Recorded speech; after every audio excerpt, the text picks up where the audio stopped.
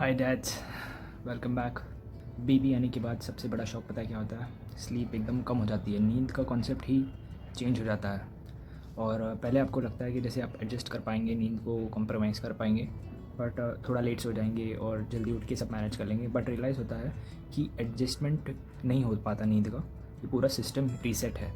तो मैं आपको रियलिटी बताता हूँ, मैं ऑनेस्टली बताता हूँ।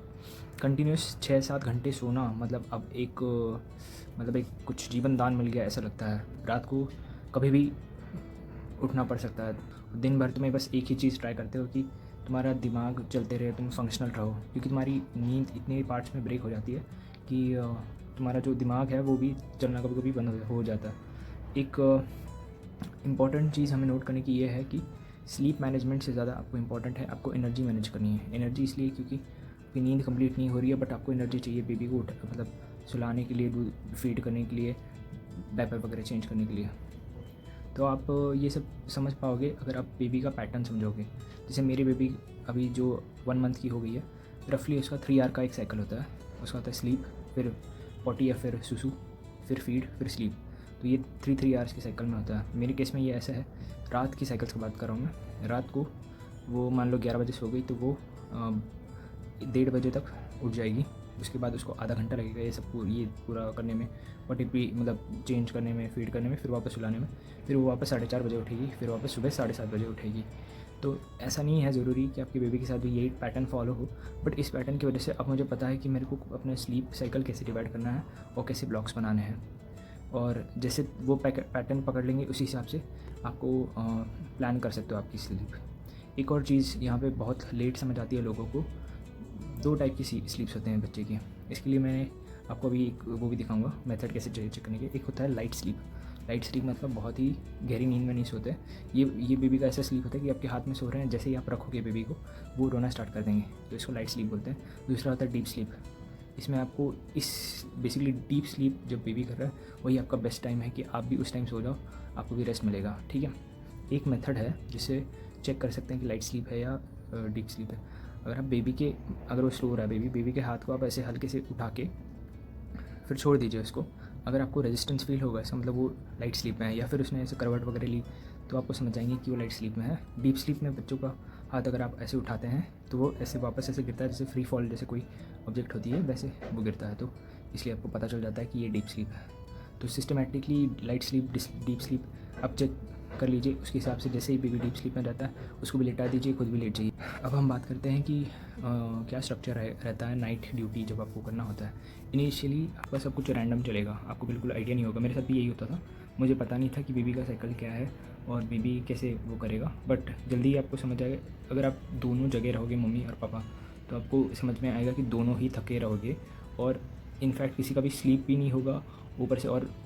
और दोनों थके रहेंगे। जब नेक्स्ट बेबी वापस उठेगा तो वापस दोनों उठोगे, वापस दोनों थके रहेंगे, किसी का भी स्लीप नहीं होगा। तो इसलिए जब मेरा पैटर्नल लीव था और मैं छुट्टी पे मतलब मैंने छुट्टी ले रखी थी, तो मेरा एक पैटर्न मैंने बनाया था कि मैं सुबह 8 से 11 सोता था और रात को शाम को 7 से 10 सोता था।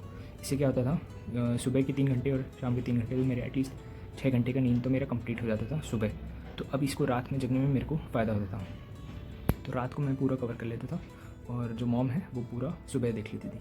बट अब मेरा ऑफिस स्टार्ट हो गया है, तो इस वजह से मैंने एक शिफ्ट लिया है। मैंने है 10 बजे से 2 बजे तक रात, मतलब ऑफिस में जाऊँगा सुबह 8 बजे, 8:30 बजे निकलूँगा और फिर वापस आऊँगा 6-7 बजे तक। उसके बाद रात के 10 बजे से 2 बजे तक मैंने अपनी ड्यूटी ली है।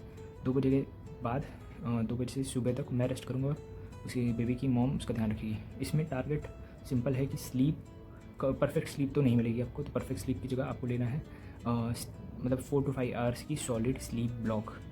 ये बेसिकली आपको स्टेबिलिटी देगा।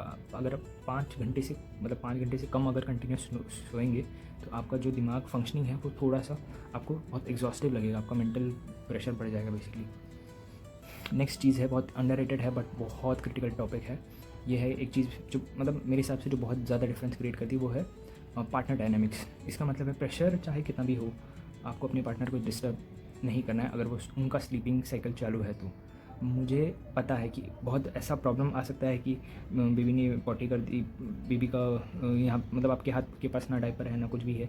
नहीं, आप आपके पार्टनर सोने से पहले सब कुछ अपने पास ले लो, ठीक है। उनको मत जगाओ, उनको मत दौड़ाओ, उनको सोने दो। तो ताकि देखो, अगर दोनों एक साथ टूट गए तो फिर पूरा सिस्टम कोलैप्स हो जाएगा।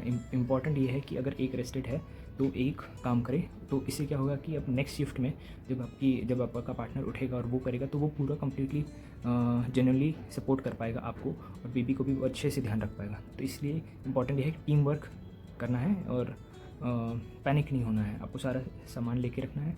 आपका जो जैसे मेरा 10 से 2 का शिफ्ट है, तो उसमें मैं सारा सब कुछ सामान लेता हूँ और ट्राई करता हूँ कि उसको बिल्कुल ना जगा पाऊँ, मतलब जगाऊँ मैं। एक और इम्पॉर्टेंट चीज़ है जो कि है wife sleep is top priority right now. यहाँ एक चीज़ हमें क्लियर होनी चाहिए कि डिलीवरी के बाद बॉडी रिकवरी मोड में जाती है, चाहे वो सी सेक्शन हो या फिर नॉर्मल डिलीवरी हो। आपकी जो बेबी की मॉम है उसकी बॉडी हील हो रही होती है, तो उसकी स्लीप बहुत ज़्यादा ज़रूरी है। उसकी स्लीप नहीं होगी तो वो अच्छे क्या बोलते हैं, खाना नहीं खा पाएगी, उसका डाइजेशन नहीं होगा, तो उसके अंदर न्यूट्रिएंट्स नहीं जाएंगे, फिर बेबी में भी नहीं जाएंगे, दोनों एकदम वीक रहेंगे। फिर तुम किस को संभालोगे? तो इसलिए बेटर है कि वाइफ की sleep is greater than husband sleep. ये मेरा है, ये इमोशनल डिसीजन नहीं है, ये basically practical decision. Healthy mom का मतलब है better feeding, better baby comfort और इनडायरेक्टली बेटर स्लीप साइकिल सबके लिए, ठीक है।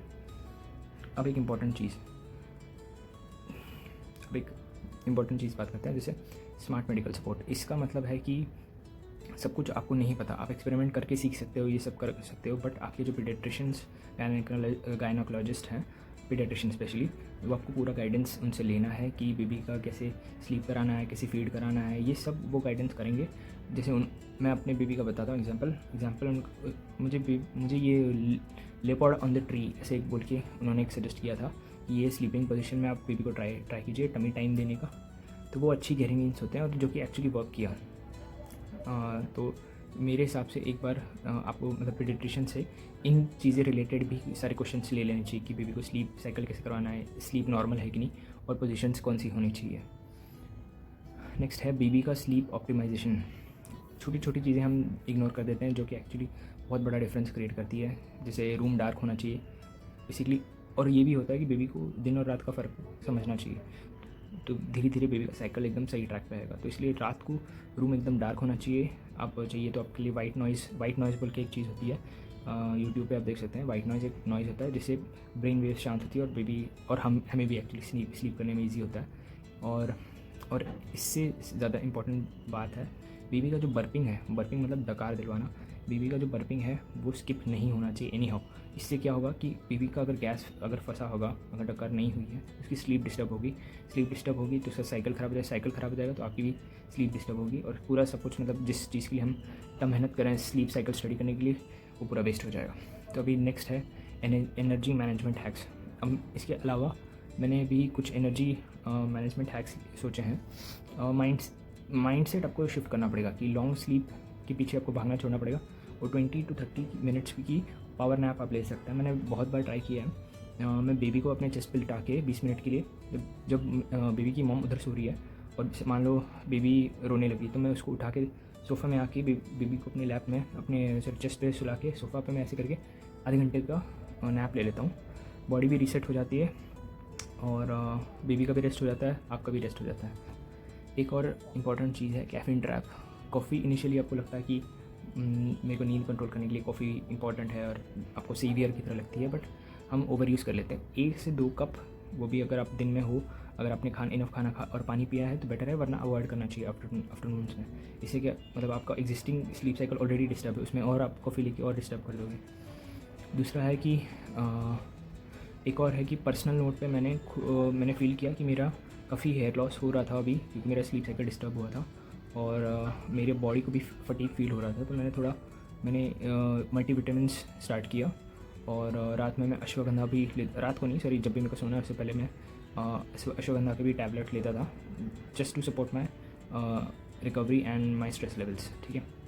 अब सबसे बड़ी बात करते हैं, बिगेस्ट मिस्टेक, सबसे डेंजरस हैबिट ये है, नींद नहीं आ रही तो फ़ोन उठा लिया। भाई ये तो मतलब सबके साथ होने ही वाला है। आपको क्योंकि आपका स्लीप साइकिल पूरा डिस्टर्ब हो चुका है, आपको कभी भी ऐसा लग सकता है कि अब मैं जैसे मान लो कि मैंने पूरी रात नाइट ड्यूटी की और सुबह मेरे सोने का टाइम है 8 से 11, तो उसमें मेरे को नींद नहीं आई तो मैं फ़ोन उठा के फिर स्क्रॉल करना नहीं, ये तो सबसे वर्स्ट चीज़ है। इससे नींद और आने वाली भी होगी ना, अगर 20 मिनट में और 2-3 घंटे के लिए डिले हो जाएगी। क्योंकि स्क्रीन तुम्हें रिलैक्स नहीं करती है, बेसिकली वो ब्रेन को और एक्टिव कर देती है और सोने के लिए मुश्किल होता है। तो मैंने 2 स्लीप हैक्स चीज़ें वो चैट जीपीटी कर लेना, आप समझ जाओगे कि स्लीपिंग के हैक्स होते हैं। बेसिकली रिवर्स काउंट कर लो, सांस रोक लो, मिलिट्री स्लीपिंग टेक्निक्स, ये सब कर लेना, ट्राई कर लेना। आप सबका अपना अपना होता है, मेरे को भी 20 मिनट लगते हैं नींद आने में, तो सबका अपना अपना होता है। तो जो आपको स्लीप का विंडो जो होता है वो भी चला जाता है अगर आप फ़ोन यूज़ करेंगे, तो आपको फ़ोन बिल्कुल यूज़ नहीं करना है। नेक्स्ट है कि सोलो मैनेजमेंट टेक्निक। अगर मान लो कभी बेबी को आपको अकेला हैंडल करना पड़ा, तो उसके लिए प्रिपरेशन ही सब कुछ होता है। डायपर्स, वाइप्स, बॉटल, ये सब आपके हाथ के रीच में होना चाहिए। रात को आपको ढूंढने का मतलब नहीं है। बेसिकली मान लो बेबी रो रहा है और वो सब उधर है, तो क्या फ़ायदा, मतलब आपको बेबी को रोता हुआ छोड़ के उधर जाने में, मतलब मैं खुद ही नहीं समझ पाता। इसलिए बेस्ट है कि आप, मैंने जैसे एक बॉक्स बना रखा है, उस बॉक्स में मैंने सब कुछ बेबी के एसेंशियल्स उसमें ऑलरेडी रखती हैं। बेबी के कपड़े और वो सब, उसके लिए एक अलग बॉक्स है। कपड़े और जैसे माउथ वो करने का, पोंछने का कपड़ा, और ये सब के लिए एक अलग बॉक्स, इसकी सॉडल्स अलग बॉक्स, सब कुछ कपड़े एक बॉक्स में बेबी के, और ये सब खाना पीना, फीड और इसका सब दवाइयाँ, ये सब एक बॉक्स में मैंने अलग से रखा हुआ है।